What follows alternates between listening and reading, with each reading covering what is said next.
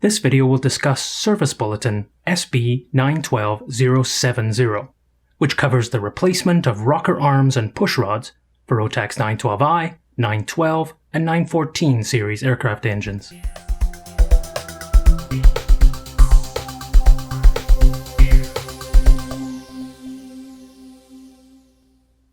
A deviation in the manufacturing process of the push rods could cause wear at the rocker arm ball socket. Affected push rods were manufactured between June 8, 2016 and October 2, 2017. They're easily identifiable by the color of the push rod ends. Affected push rod ends have a black coating instead of the silver coating found on unaffected push rods. Refer to section 1.1 of the Service Bulletin for a list of specific engine serial numbers affected. An engine can also be affected if push rods part number 854861 were installed during repair, maintenance, or engine overhaul between June 8, 2016 and October 2, 2017. If an engine is affected, a visual inspection can be performed to verify whether the push rods require replacement.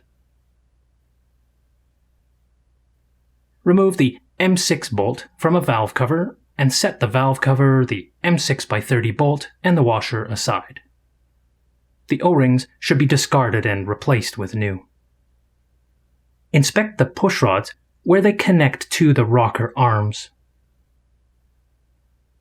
Push rod ends that have a silver color are not affected and do not need replacement. Push rod ends that have a black color are affected and must be replaced. Due to the potential of wear in the corresponding rocker arm ball socket, the rocker arm must also be replaced. Repeat this visual inspection for each cylinder. If the visual inspection shows silver-colored pushrod ends, then the parts are not affected and no parts replacement is necessary. If the visual inspection shows black-colored pushrod ends, then the parts are affected and must be replaced.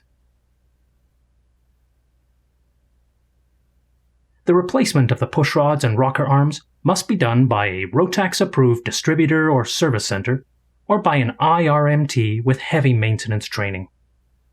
This work can also be carried out by a person approved by the respective aviation authority.